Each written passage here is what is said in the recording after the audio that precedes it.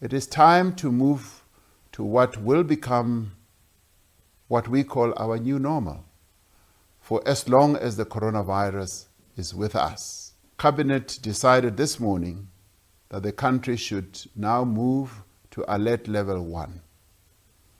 The move to alert level 1 will take effect from midnight on Sunday, the 20th of September 2020. This move recognizes that levels of infections are relatively low and that there is sufficient capacity in our health system to manage the current need. The move to alert level 1 will mean a further easing of restrictions on gatherings. Social, religious, political, and other gatherings will now be permitted as long as the number of people does not exceed 50% of the normal capacity of a venue or the facility. But this must only be to a maximum of 250 people for indoor gatherings and 500 people for outdoor gatherings. The maximum number of people who may attend a funeral is increased from 50 to 100 due to the higher risk of viral transmission at funerals. Night vigils are still not permitted.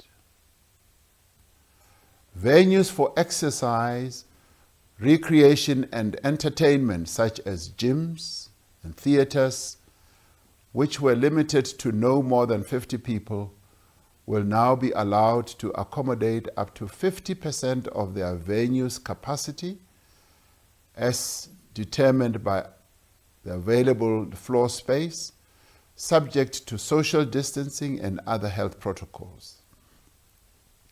Existing restrictions on sporting events remain in place. One of the earliest measures we took to contain the spread of the virus was to severely restrict international arrivals and to close our borders. With a move to alert level 1, we will gradually and cautiously ease restrictions on international travel. We will be allowing travel into and out of South Africa for business, leisure, and other travel with effect from the 1st of October 2020.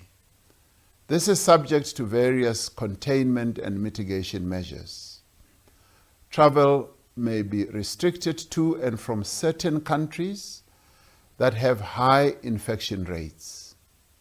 A list of those countries will be published, and it will be based on the latest scientific data that we will be able to get on those countries. Travelers will only be able to use one of the land border posts that have remained operational during the lockdown, or one of the 3 main airports: King Shaka International, OR Tambo International, and Cape Town International airports. On arrival, travelers will need to present a negative COVID-19 test results not older than 72 hours from the time of departure, from whence they will have come from. Where a traveler has not done a COVID-19 test prior to departure, they will be required to remain in mandatory quarantine at their own cost. All travelers will be asked to install the COVID Alert South Africa mobile app. Countries that have used this type of app have been able to manage the coronavirus pandemic quite effectively.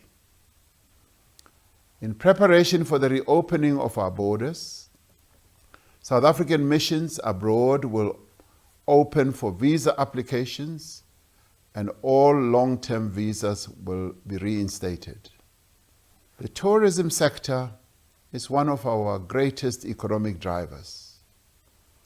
We are ready to open our doors again to the world and invite travelers to enjoy our mountains, our beaches, our vibrant cities, and our wildlife game parks in safety and confidence.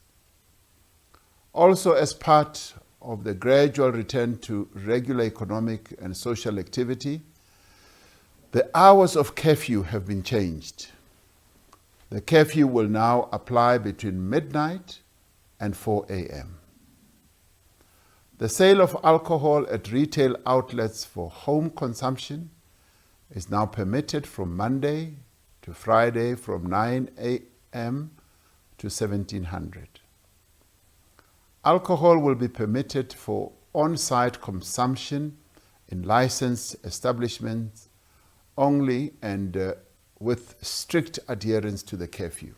The move to Alert Level 1 removes many of the remaining restrictions on economic activity, although it may be some time before it is safe and capable for all sectors to return to full operation.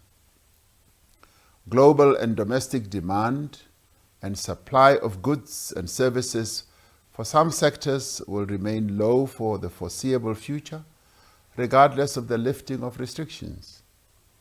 It is therefore vital that we move with urgency to rebuild our economy, to restore growth, and to create